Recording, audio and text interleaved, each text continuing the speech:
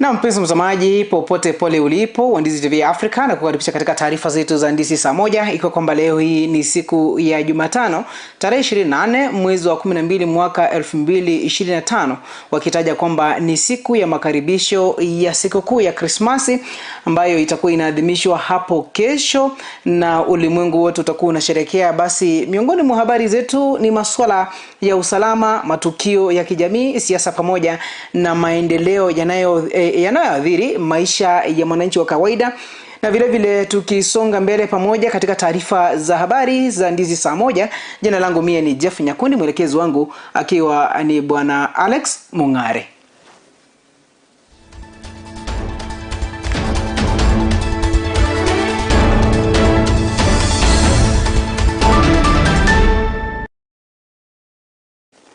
Na tukianza taarifa zetu ni kwamba watu 10 wamethibitishwa kufariki dunia huku wengine 7 wakipata majeraha makubwa kufuatia ajali mbaya ya barabarani iliyotokea katika kituo cha kibiashara cha Muhonje, eneo bunge la Lugari katika kaunti ya Kakamega, kwenye barabara kuu ya Eldoret Webuye usiku wa kuamkia leo hii. Inaripotiwa kuwa matatu iliyokuwa ikitoka upande wa Eldoret iligonga kwa nyuma lori lililokuwa limesimamishwa kando ya barabara likisafirisha mborea baada ya dereva wa matatu hiyo kujaribu kuyapita magari yaliyokuwa mbele yake. Aidha, watu wengine 2 walipoteza maisha yao katika ajali tofauti barabarani iliyotokea eneo la Sechangwan, kaunti ya Nakuru.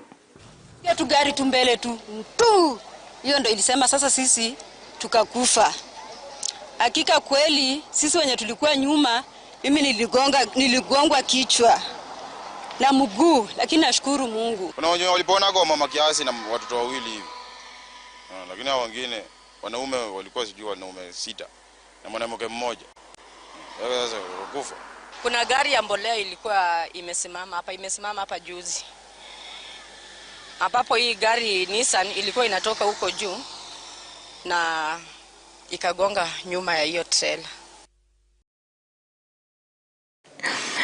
Na tukizidi kusonga mbele ni kwamba idadi ya watu waliopoteza maisha baada ya kukanyagwa na ndovu katika eneo bunge la Kajiado Magharibi ndani ya kipindi cha chini ya wiki moja imeongezeka hadi watu 4 kufuatia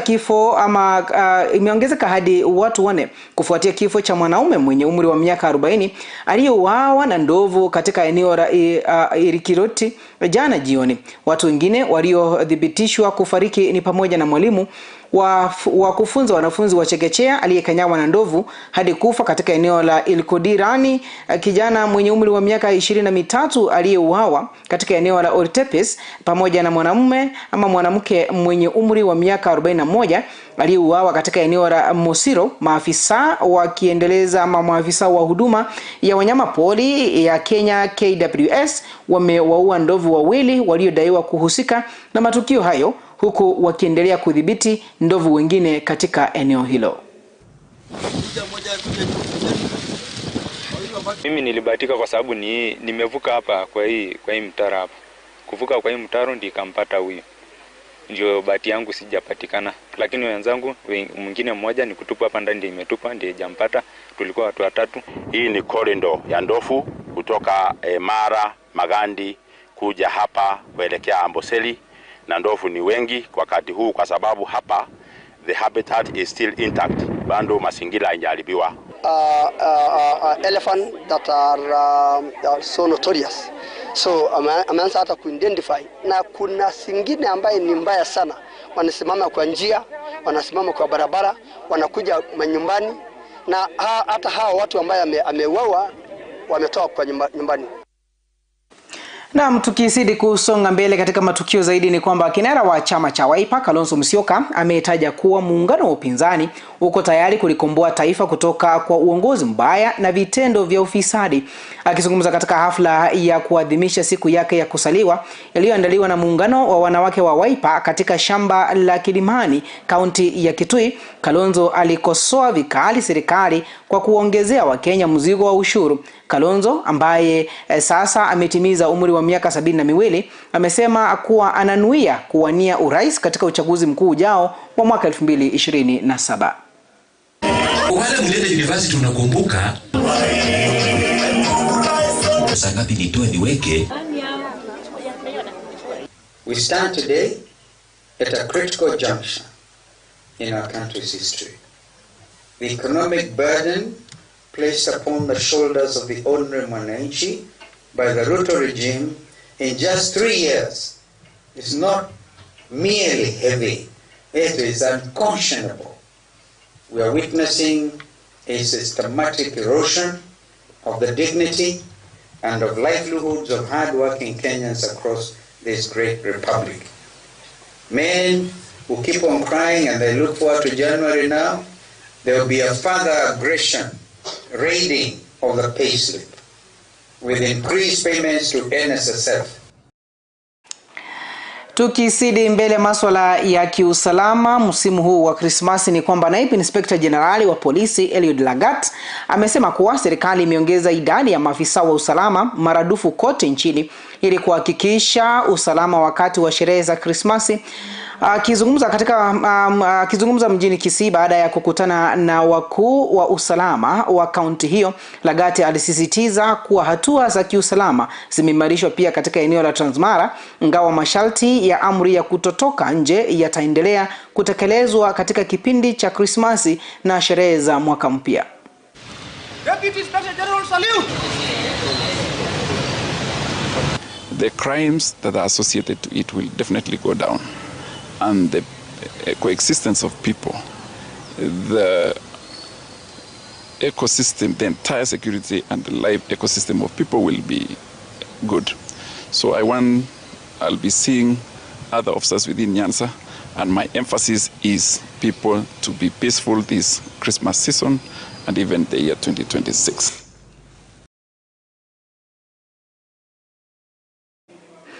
Basi tunapoendelea kukupa taarifa za habari, ikiwa kwamba ni taarifa za ndizi saa 1 jioni hii ya leo, tutakuwa tunapata mapumziko mafupi, kisha baadaye tutakuwa tunarejea ili tukufahamishe mengi yale ambayo tumekuandalia katika taarifa zetu za siku hii ya leo. Usinde mbali, na rejea hivi punde.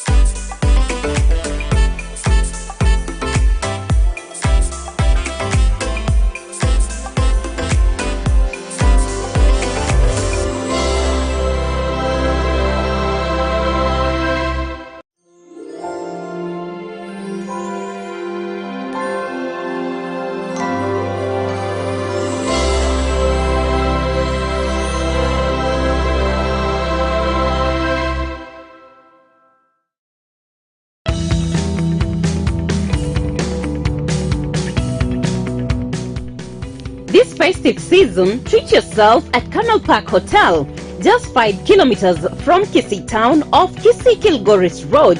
Enjoy luxury, comfort and a 10% discount on all accommodation services. Book now and celebrate in style. Camel Park Hotel, the pride of Kisii.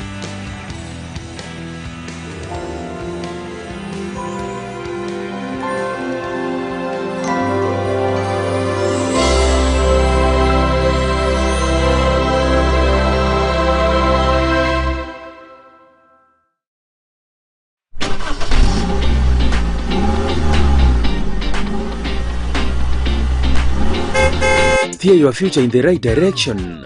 Safe driving starts here. Camel Park Driving School, now ready to quench your driving thirst. We offer NTSA certified driving lessons for upgrading, beginners and refreshers.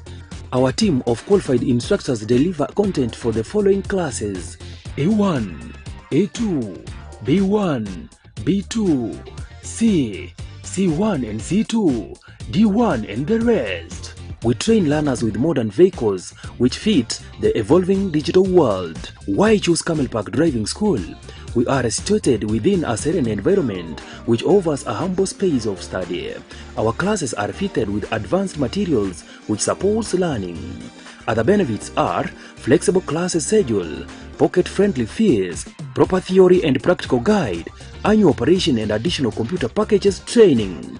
Spend less, learn more, drive forever. Apply now. For more information, call us on or SMS us on 0755 386 594 or 0753 915 354, or you can email us on camelcollege@gmail.com, or also you can visit our offices at Kiogoro, which is 5 kilometers from Kisii town along Kisii-Kilgoris Road. Camel Park Driving School, shaping dreams on the wheels.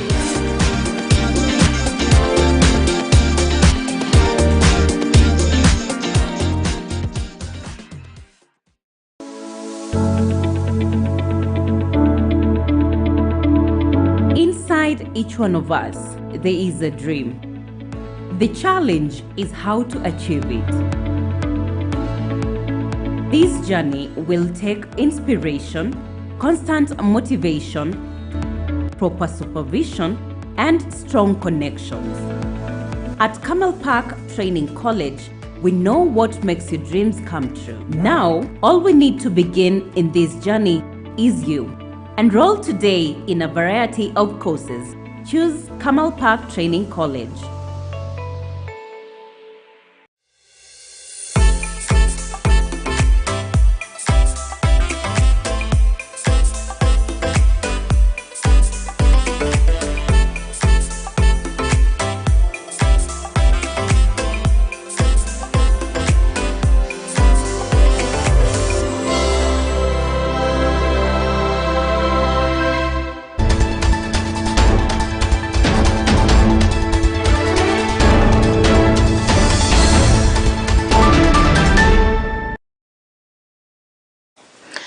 Naam, karibu tena tunapozidi kusonga mbele katika taarifa zetu za Ndisi saa 1 zikiwa zimekatika dakika 15 pale. Tukisonga mbele ni kwamba watu wawili wamefariki dunia kufuatia mkanyagano uliotokea katika boma la gavana wa kaunti ya Busia Paul Otuoma.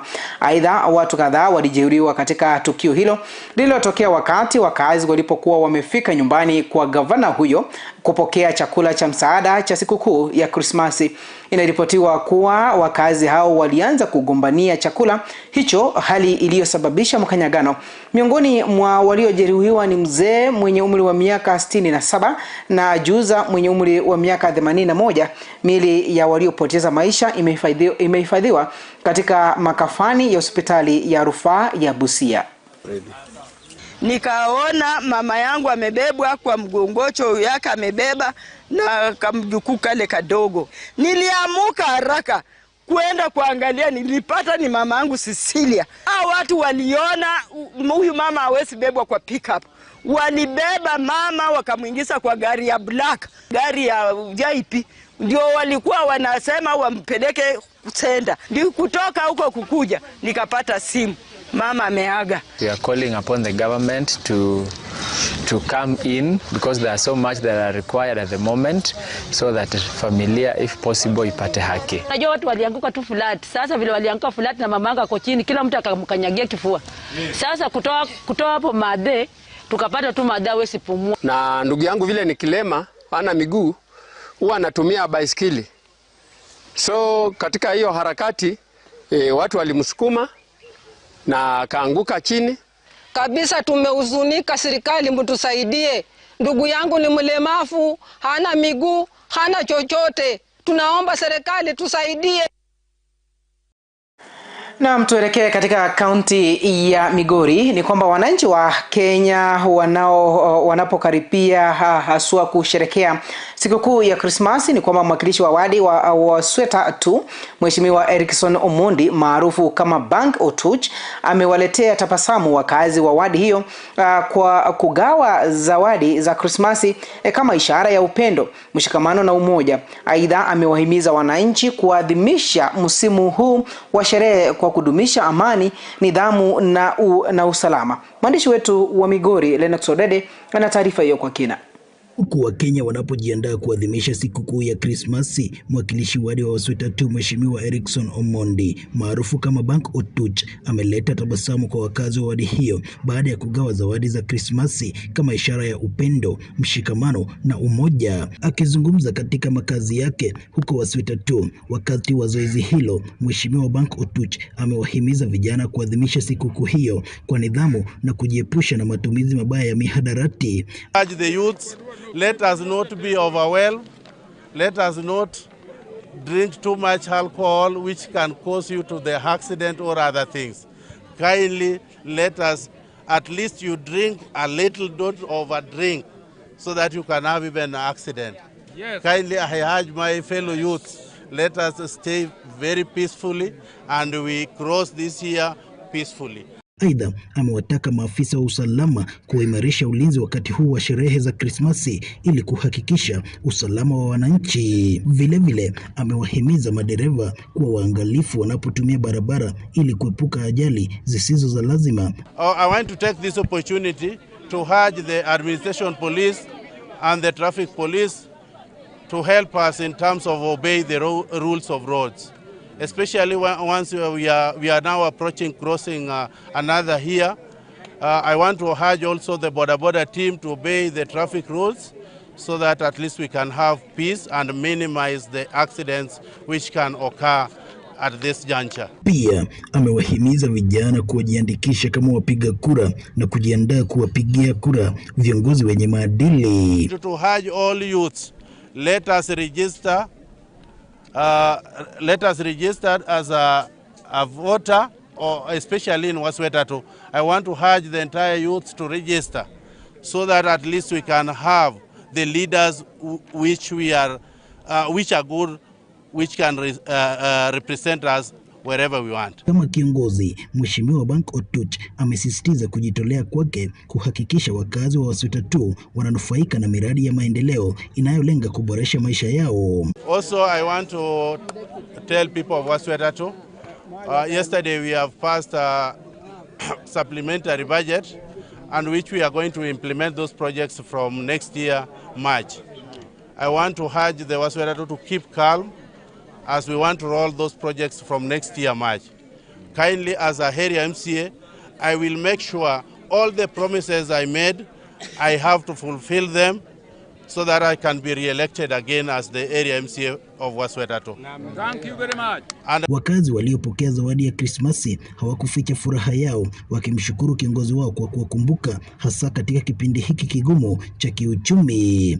Nimeona sio siku ya leo peke yake, kila mara ananisoesa, ananiita mzee, kama kuna chakula nyumbani kuja siku ya sikukuu. Na watu huwa tunasherehekea mara kwa mara.